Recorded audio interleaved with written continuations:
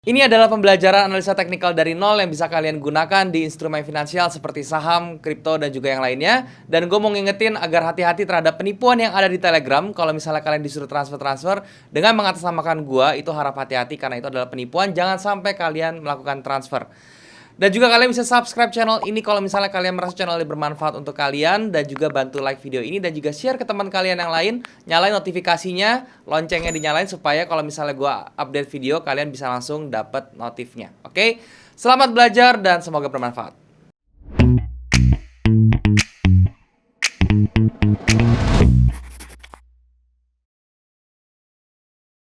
Seperti biasa tiap akhir bulan gue tidak nge-share tentang teknik lagi, tetapi gue nge-share tentang pemahaman teman-teman ya, tentang pemahaman, ideologi, berhubungan dengan psikologi juga, manajemen. Dan tema hari ini adalah tema yang menurut gue cukup menarik di kalangan trader-trader. Kenapa? Karena ini adalah hal yang sering sering dijadikan target gitu ya untuk trading, yaitu adalah trading for living, teman-teman ya. Nah, sebelum gue mulai teman-teman, gue mau jelasin dulu apa sih sebenarnya trading for living ini ya. Trading for living ini tuh maksudnya adalah kita tuh melakukan aktivitas trading untuk mengcover seluruh pengeluaran kita ya. Jadi income source kita semua didapat dari trading, pure 100% trading, jadi 100% full time trader, trading for living itu ya. Nah, saya mau bahas dari beberapa bagian teman-teman. Yang pertama itu adalah yang kalian harus tahu ya dari sisi psikologisnya untuk trading for living ini. Banyak orang yang ingin mulai trading for living, tetapi banyak yang mentalnya belum siap gitu ya. Karena apa?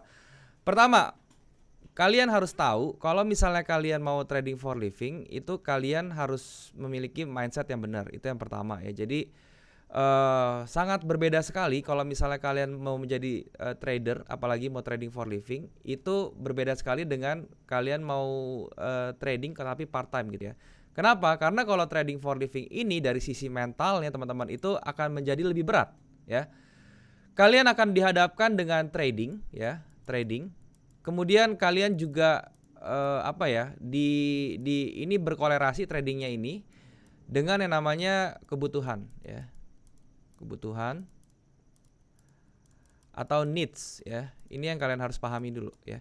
Kalau misalnya kalian itu part time ya atau kalian itu masih ada income source yang lain, ini pasti jauh lebih tenang tradingnya. Kenapa? Karena kebutuhan atau needs kalian itu masih bisa ditopang dengan income yang ada di source lain ya, atau ada di pekerjaan kalian yang lain atau kegiatan kalian yang lain. Tetapi kalau misalnya kalian mau menjadi full time trader dan kalian mau trading for living, trading ini mentalnya akan semakin berat. Kenapa? Karena kebutuhan atau needs kalian itu akan bergantung dengan trading ini ya. Jadi kalian itu merupakan dari sisi psikologisnya yang paling berat itu adalah di situ, teman-teman. Jadi kalau misalnya kalian nanti ada pikiran, aduh saya kalau win sih ya enak gitu, tapi kalau misalnya saya loss itu gimana? Ya, apakah saya masih bisa makan besok? Apakah saya masih bisa membayar kebutuhan sehari-hari ya, seperti misalnya sekolah anak saya atau apapun yang bisa berkeluarga gitu ya. Atau saya apakah nanti pertanyaannya dana saya tuh berkembang atau makin habis dan saya akhirnya nanti berujung tidak punya apa-apa. Nah, itu dari sisi mental teman-teman, nanti pasti lebih berat ya, lebih berat. Yang mana nanti kalau misalnya mental atau psikologisnya itu sudah mulai sudah mulai tertekan gitu ya, nanti itu akan mempengaruhi hasil trading kalian. Makanya saya bilang kalau misalnya kalian mau menjadi seorang full time trader atau trading for living, ini harus diperhatikan dulu pertama kali ya. Apakah saya secara psikologis sudah siap ya? Kalau misalnya kalian masih trading part time aja masih suka deg-degan, masih suka nggak tenang, cemas, lihat chart melulu apa segala macam, nggak bisa disiplin dengan trading plan-nya. Aduh, jangan deh ya, jangan pernah berpikir untuk langsung masuk ke trading for living. Oke, jadi kalau misalnya ada yang tanya ke saya, Bang, trading for living itu possible nggak sih? Saya tanya balik, kamu tradingnya kapan, berapa lama ya? Kalau misalnya dia bilang, oh saya trading baru 3 bulan, saya langsung bilang impossible trading for living gitu. Jadi kalau ada yang bertanya ke saya, seperti yang banyak DM ke saya, Bang, trading for living gimana sih, apakah possible segala macam, ini jawabannya ya. Jadi kalau misalnya kalian masih secara psikologis itu nggak bisa untuk memaintain kalian punya psikologis dan emosional kalian pada saat trading, kalian jangan sekali-sekali berpikir untuk trading for living deh atau full time trading ya, karena itu adalah hal yang tidak mungkin. Ujung-ujungnya nanti bukannya hidup kalian makin bagus, makin enak gitu ya, tetapi ini akan hancur, makin hancur hidup kalian karena nanti duit kalian untuk needs malah habis, semuanya malah habis, dan ujung-ujungnya kalian akan trauma dan mungkin kalian akan menyalahkan instrumennya, mungkin aja gitu ya, karena saya sudah banyak melihat hal tersebut. Saya nggak bisa menyalahkan ya dari banyak orang yang tertarik dengan konsep trading for living ini, karena apa yang dipertontonkan di sosial media itu kelihatannya trading for living itu enak sekali. Tetapi kalian harus tahu teman-teman ya, itu sangat berbeda dari kenyataannya, oke? Berbeda dari kenyataannya. Kenapa? Karena kalau misalnya kalian lihat di sosial media orang trading for living, nyetir Ferrari segala macam, tinggal di mansion, di kolam renang, rumah yang ada kolam renangnya, bersama cewek-cewek cantik, minum wine segala macam. Jangan lihat ya teman-teman ya, jangan lihat itu. Saya nggak bilang hal itu tidak bisa dicapai, tetapi itu sangat bertolak belakang dengan ya mungkin 90% hal yang sebenarnya terjadi pada saat kalian trading for living ya. Trading for living itu sangat menguras tenaga, sangat menguras waktu ya. Jadi kalian harus siap terima, jangan kalian melihat apa yang dipertontonkan di sosial media terus kalian jadi berpikir seperti itu, oke? Nah, kemudian itu dari sisi psikologis awalnya teman-teman ya. Nah, sekarang sisi psikologis pada saat kalian tradingnya ya, sisi psikologis pada saat kalian tradingnya. Pada saat kalian trading ya, yang paling kalian harus perhatikan itu adalah kalian harus bisa menjaga kalian punya mood pertama teman-teman pada saat kalian mau trading, oke? Kenapa? Karena sekali lagi kalau misalnya kalian trading di hari yang kalian banyak masalah gitu ya, masalah keluarga, masalah sama teman, masalah sama istri mungkin ya, atau masalah sama orang tua, itu kalian harus bisa mengambil keputusan untuk stop, saya tidak mau trading dulu hari ini. Kalian harus bisa membedakan hal tersebut ya. Kenapa? Karena kalau misalnya kalian trading maksa kalau misalnya lagi ada masalah atau mungkin dari badan kalian lagi sakit terus kalian maksa trading, itu malah kalian itu malah akan hancur tradingnya gitu ya, malah akan tidak bisa sebagus yang kalau misalnya kalian kondisinya prima secara mental dan juga secara fisik gitu ya. Makanya itu balik lagi, kalau misalnya kalian itu tradingnya itu trading for livingnya itu masih berpatokan atau masih takut untuk memenuhi kebutuhan segala macamnya ya, itu nanti akan jadi sulit ya, kedepannya akan sulit sekali karena di saat kalian yang harusnya tidak siap untuk trading kalian akan maksa. Karena apa? Karena saya harus memenuhi ini ya. Kalau saya nggak trading saya nggak bisa memenuhi ini ya. Nanti ujungnya maksa, malahan loss, malahan ininya berantakan lagi gitu loh ya. Jadi dari sisi psikologis itu yang kalian harus perhatikan teman-teman ya. Kalian make sure apakah sisi psikologis kalian itu sebelum kalian mulai trading for living itu sudah siap semuanya ya. Apakah kalian sudah siap? Kemudian yang kedua yang saya mau bahas itu adalah dari masalah trading style, oke? Trading for living, teman-teman ya. Trading for living. Nah, ini dari namanya saja itu sudah ada part of yang sudah menjelaskan trading, teman-teman ya. Trading for living, trading. Berarti kita tahu ya trading style itu ada 3. Yang pertama itu adalah scalper, ya scalp. Ya, yang kedua itu adalah swing. Ya, yang ketiga ini adalah position ya. Position itu atau bisa dibilang invest ya. Yang namanya trading for living itu sudah pasti ini tidak ada, teman-teman ya. Ini tidak ada, teman-teman. Ini tidak ada. Kenapa? Karena yang namanya trading for living itu udah pasti kita tradingnya harus fast ya. Fasenya itu harus cepat ya. Kenapa? Karena kita bukan butuh yang namanya duit harus diendapin dan kita lihat ke depannya. Enggak, kita harus diputar terus ya. Modal kita harus diputar terus karena kita harus generate income per hari ya, atau per minggu atau per bulan, terserah kalian ya mau menentukan gimana. Yang pasti kalau kita ngomongin position trading yang bisa di holdnya bisa 5 tahun segala macam, itu tidak mungkin karena kan itu terlalu beresiko untuk trading for living.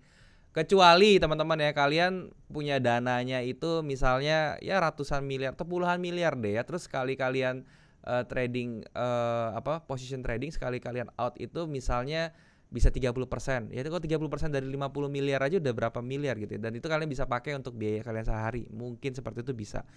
Cuman ya 90% kasusnya yang ada di Indonesia ini kan trading for livingnya pengennya dari modal yang biasa-biasa aja gitu kan. Oleh karena itu kalian itu sudah kekandangin nih ya. Sudah terkandangin sama dua hal ini. Kalian mau pilih yang mana? Kalian mau jadi scalper? Ini yang paling banyak ya dan paling mungkin untuk dilakukan sebagai trader for living ya. Atau kalian mau swing, ya swing ini juga tidak bisa lama-lama, paling lama itu 1 mingguan teman-teman ya untuk holdnya. Ya kenapa saya bilang seperti itu? Karena kalau trading for living semakin lama duit kita ketahan, itu resikonya akan semakin naik.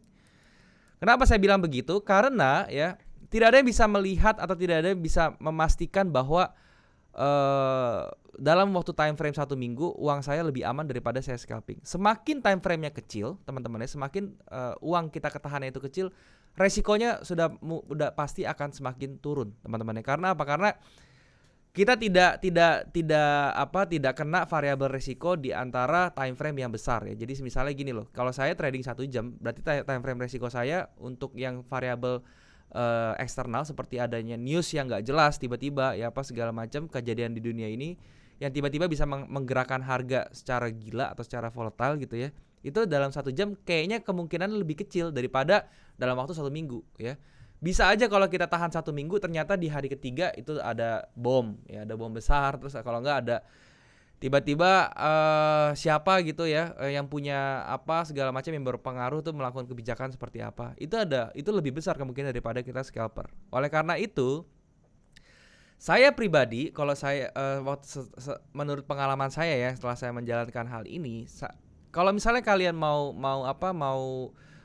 menjadi seorang trader yang full time gitu ya atau trading for living, 70% teman-teman ya, 70% portfolio kalian itu akan masuk ke sini ya, akan masuk ke gaya tradingnya itu adalah scalping. Dan kemudian 30%-nya ya itu barulah bolehlah kalian bisa bagi masuk ke sini gitu. Jadi ini adalah pembagian proporsi yang menurut saya ideal. Ini bisa kalian sesuaikan ya, bisa aja 50-50 tergantung profil risk kalian, resiko profil kalian. Jadi kalau misalnya kalian punya uang 100 juta misalnya untuk modal gitu ya, 50 jutanya kalian pakai untuk scalping, terus 50 jutanya kalian pakai untuk swing. Terus nanti dalam 1 bulan kalian akumulasikan gimana total portfolio kalian 100 juta ini menjadi berapa teman-teman ya, menjadi berapa dan berapa persen. Oke. Terus masalah patokan keuntungan. Trading for living itu yang bisa dibilang trading for living itu bagaimana, yang bisa dibilang pantas atau sudah berhasil tuh seperti apa? Itu pertama yang kalian harus perhatikan itu adalah tentang needs kalian lagi, balik ya, needs per bulan itu berapa per bulan. Oke, ini berhubungan dengan video yang saya buat bulan lalu teman-teman ya. Jadi kalian misalnya needs per bulan kalian tuh misal 10 juta ya. Nah, kalau misalnya modal kalian 100 juta, ya ini kan 10%-nya ya. 10%-nya. Ini masih masuk akal ya, masih oke, teman-teman, masih masuk akal.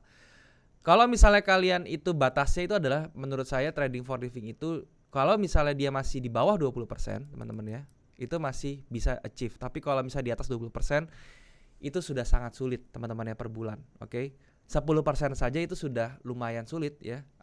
Dan 20% itu juga sudah sangat sulit sebenarnya. Kalau lebih dari 20% dengan ngomong cara trading yang benar teman-teman ya, bukannya namanya full margin atau segala macam, bukan. Ini saya ngomong dengan trading yang benar ya. Itu 20% aja sulit per bulan. Jadi kalau misalnya kalian mau trading for living, kalian usahakan dulu bisa mencapai ini teman-teman ya, 10% per bulan ya. Jadi kalau misalnya kalian butuh 10 juta, kalian nanti tinggal sesuaiin aja modalnya. Kalau 10 juta ya berarti modal kalian 100 juta. Kalau kalian pengen 20 juta per bulan ya, itu berarti kalian naikin aja jadi 200 juta gitu loh. Yang penting kalian bisa achieve dulu, kalian punya target per bulan konsisten di 10% per bulan. Kalau misalnya kalian belum bisa mencapai ini, jangan berpikir dulu untuk trading for living gitu loh. Jadi semua tuh harus ada harus ada benchmarknya teman-teman ya. Benchmarknya itu harus ada dulu. Jadi kalau misalnya kalian belum bisa mencapai 10% per bulan, itu kalian jangan berpikir dulu untuk trading for living. Nah, jadi untuk trading style seperti itu ya. Jadi tetap dominasi nanti di scalping dan juga di swing teman-teman ya. Dan kita harus melupakan yang namanya position trader ya.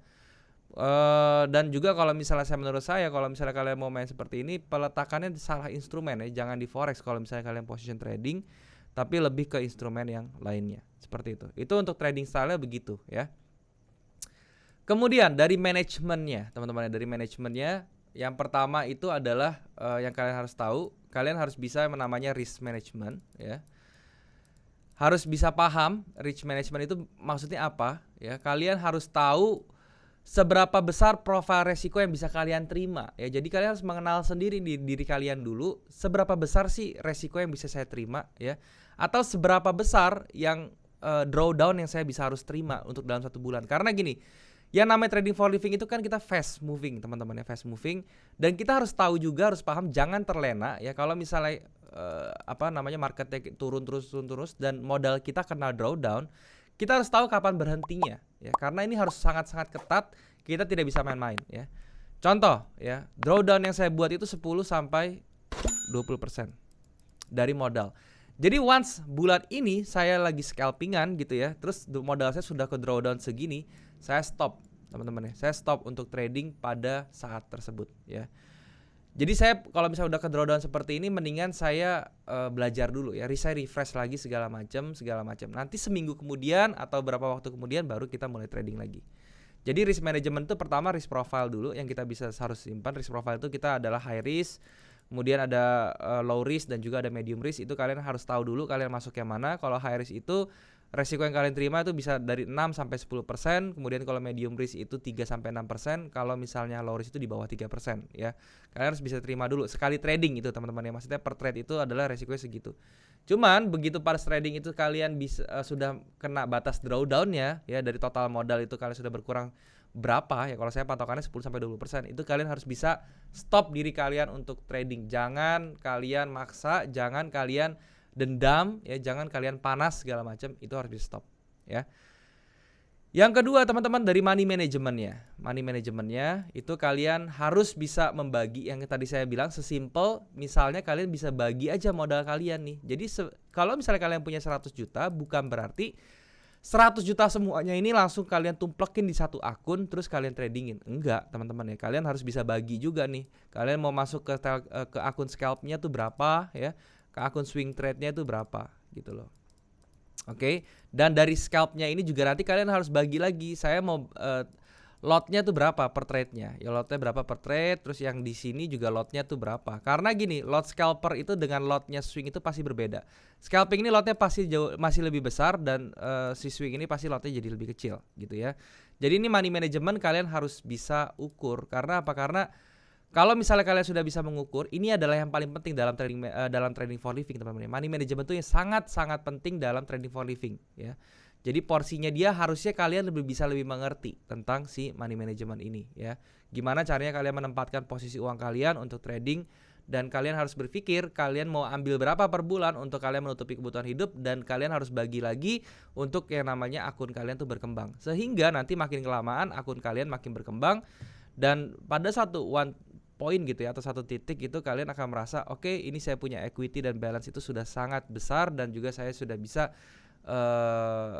tradingnya itu lebih nyaman. Semakin besar nanti balance-nya atau semakin besar kalian punya equity atau kalian punya modal itu, maka nanti akan tingkat kesulitan trading for living akan semakin turun. Kenapa? Karena dari sisi psikologisnya tekanannya atau stresnya itu, rasa stresnya itu akan turun sekali gitu, akan jauh lebih turun ya, karena resikonya segala macam jadi juga lebih turun. Seperti itu dari money management. Yang ketiganya dari emotional management teman-teman. Ini yang balik lagi, emotional managementnya seperti apa? Kalian harus bisa menahan diri pertama. Jangan kalian sudah tidak terpengaruh dengan yang namanya fear of missing out yang jelas gitu ya, dan kalian sudah mengenal sifat kalian masing-masing, dan kalian sudah full control dengan emosi kalian ya. Jadi kalian sudah tahu nih kalau misalnya kalian melakukan sesuatu yang gegabah tuh, kalian tahu ya di saat kalian sudah mau melakukan kepanikan ya, kalian tahu. Jadi kalian sudah mengenal diri kalian aja. Kalian tahu kapan kalian akan panik, kapan tahu kalian akan gegabah ya, kapan tahu kalian akan dendam, akan emosi segala macam. Dalam trading itu sangat penting kalau misalnya kalian mengenal ya. Hal-hal seperti apa atau kejadian market seperti apa yang bikin saya emosi, bikin saya kalian harus tahu dulu ya. Kalian harus tulisin tuh kalau perlu ya. Jadi nanti ketika terjadi hal tersebut, kalian sudah bisa kontrol diri kalian supaya kalian tidak melakukan decision yang bodoh. Oke? Jadi dari manajemen itu yang perlu kalian perhatikan ya. Nah, yang terakhir disiplin. Ini yang paling penting, oke? Kalian itu trading ya, yang namanya trading for living tadi saya bilang itu harus scalper ya, harus scalping. Yang mana itu butuh yang namanya konsistensi dan disiplin tinggi. Sayangnya ya, yang tadi saya balik lagi ke poin pertama, orang itu mulai trading untuk di forex ya, itu pertama karena ngelihat iklan teman-teman ya, lihat sesuatu yang menurut saya dilebih-lebihkan ya. Contohnya yang tadi ya, dengan trading forex kita bisa beli Ferrari, beli Lamborghini ya, dipamerin per menit bisa dapat berapa ribu dolar segala macam ya. Itu bukannya itu tidak mungkin, cuman itu too good to be true untuk pemula gitu loh. Itu too good to be true banget ya. Kalian jangan berpikiran itu yang akan saya dapat ketika hari ini saya masuk, bulan depan saya akan begitu. Itu kecil ya kemungkinannya teman-teman ya, kecil sekali ya. Dan kalau misalnya kalian lihat itu misalnya oke, saya bisa dapat $10.000 dengan modal 100 atau $500. Apakah ini mungkin ya? Mungkin aja ya, tapi it's not repetitif teman-teman ya. Ini tidak repetitif, tidak mungkin kalian bisa bilang lagi kalau ini 510 ke $10.000 ya, itu mungkin bisa, cuman kalau disuruh ulang belum tentu bisa gitu loh. Jadi yang dicari oleh trader full time atau trading for living itu bukannya hal yang seperti ini, tapi adalah hal yang bisa direpetisi teman-teman ya, diulang sehingga menimbulkan yang namanya konsistensi. Nah, kalau misalnya seperti itu ya, kalian butuh yang namanya disiplin ya. Kalian harus disiplin, pertama bikin yang namanya trading plan. Oke, trading plan tuh harus dibikin. Even kalau misalnya kalian scalping, kalau misalnya kalian merasa nggak sempat bikin trading plan, nggak apa-apa, bikinnya simple aja yang sudah template teman-teman ya. Nanti kalian tinggal isi datanya. Nanti baru di akhir pada saat trading, setelah selesai kalian close posisi, kalian baru isi trading plan-nya seperti apa, kalian bisa review segala macam. Itu kalian harus disiplin, bikin trading plan, harus ya. Yang kedua, kalian harus disiplin untuk menjalankan trading plan-nya ini ya. Trading plan ini harus dijalankan ya, trading plan ini harus dijalankan. Kenapa kalian harus ini? Ya percuma dong kalau misalnya kalian punya trading plan tapi ujung-ujungnya kalian tangannya gatel pengen klik sana sini doang. Gak ada disiplinnya, seperti itu. Yang ketiga, kalian harus disiplin masalah waktu, teman-teman ya. Waktu trading itu harus disiplin. Jadi yang kalian lihat itu yang sekali lagi yang kalau misalnya dibilang trader forex itu atau yang full time trader itu cuman kerjanya di swimming pool bersama dengan cewek-cewek seksi segala macam ya, liburan kemana-mana, liburan ke tempat-tempat yang bagus, yang ke pantai-pantai segala macam kayak gitu-gitu. Itu too good to be true teman-teman ya, too good to be true. Karena apa? Karena day trader itu atau trading for living ya teman-teman ya, itu dia waktunya itu kebanyakan tuh untuk market ya, waktu itu untuk market. Kalian itu harus bisa disiplin waktu, sehingga kalian harus bisa manage waktu kalian dengan baik. Kapan kalian harus merawat diri kalian juga ya, kalian jaga badan kalian juga, jaga kesehatan kalian juga, jaga kehidupan kalian secara emosional juga ya, mungkin ketemu teman-teman ya, ketemu keluarga, ketemu berkumpul sama keluarga segala macam ya. Itu kalian harus bisa bagi ya. Dan juga kalian harus bisa disiplin ketika saatnya saya harus trading ya, itu juga saya harus full trading, harus full fokus ke trading. Ini saya bilang masalah waktu ini juga sangat penting ya, kalian harus bisa mengatur dan kalian harus juga bisa disiplin untuk waktu ini ya. Dan juga keempat, kalian juga harus bisa disiplin untuk pengeluaran teman-teman ya. Jadi untuk liabilities ini kalian harus bisa disiplin, kalian bisa tahu hal-hal apa saja yang bisa saya beli ya, dan kemudian hal apa saja yang apa sih yang harus bisa saya simpan gitu ya. Kenapa? Karena dalam trading forex ini kita pengen tujuan goalsnya itu adalah equity kita juga berkembang ya, equity berkembang. Nah, lantas kalau misalnya seperti itu, kalau misalnya kita modalnya masih kecil dan masih ngepas ya, kita irit-irit dulu lah pertama ya, lempar banyakan di equity. Kenapa? Karena kalau misalnya nanti equity kita semakin besar, ini akan snowball teman-teman ya, snowball effect ya. Jadi nanti kalian akan tidak berasa lonjakan income kalian tuh akan eksponensial seperti ini gitu ya, kalau misalnya kalian melakukan ini. Jangan kalian baru bisa dapat beberapa gitu langsung kalian spend money kalian itu untuk hal-hal yang nggak terlalu penting. Kalian sudah punya handphone, keluar yang baru, kalian pengen beli handphone yang baru walaupun fungsinya masih sama, handphone kalian masih bisa dipakai segala macam.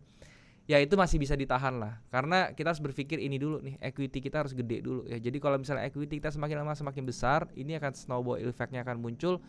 Income kalian yang kemarin-kemarin itu akan berkali-kali lipat dan kalian bisa mendapatkan apapun yang kalian idam-idamkan atau kalian mau gitu ya. Ya saya mengerti ya kalau misalnya manusia tuh ada BM-nya ya, maksudnya ada sesuatu yang pengen dibeli gitu loh. Ya ada saatnya kalian self reward itu oke, cuman kan self reward itu nggak setiap minggu atau nggak setiap hari gitu ya teman-teman. Jadi kalian bisa lah nentuin self reward itu kapan? Mungkin ya ketika kalian sudah mencapai satu achievement benchmark tertentu, misalnya oke, kalau misalnya equity saya sudah 50% nambah grow-nya, saya akan self reward dengan cara saya misalnya liburan ke mana gitu ya. Misalnya seperti itu. Ya, jadi itu adalah hal-hal yang bisa kalian lakukan.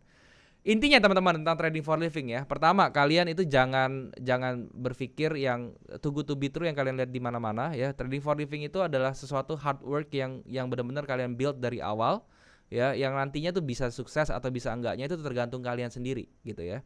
Yang kedua, kalau misalnya kalian belum mencapai konsistensi yang bagus dan juga kalian belum ibaratnya masih baru di dalam dunia trading, kalian jangan berpikir untuk trading for living dulu ya. Kalian harus siapkan dulu, mendingan kalian harus prepare dana kalian dulu ya, yang apa ya, yang kira-kira bisa mengcover kebutuhan hidup kalian selama 1 tahun, dan di sana juga sambil kalian belajar teman-teman ya. Kalian tetap kerja dulu, jangan full time di trading, tapi sambil kalian belajar tradingnya sampai mencapai konsistensi, sambil kalian ngumpulin hal itu. Karena kalau untuk teman-teman yang langkah awalnya baru mau masuk ke trading for living, itu kalian harus punya dana cadangan dulu yang bisa mengcover biaya hidup kalian selama 1 tahun lah, saya bilang ya. Supaya apa? Supaya mengurangi yang tadi nomor 1 tentang psikologi ini teman-teman ya. Tentang psikologi ini bisa berkurang nih, beban mentalnya ini ya. Itu bisa berkurang kalau misalnya kalian punya tabungan untuk cover kalian. Oke? Mungkin itu dulu yang bisa saya sampaikan, semoga bisa bermanfaat teman-teman dan bisa mengambil sesuatu dari video ini. Thank you sekali lagi, dan sekarang kita balik lagi ke kamera.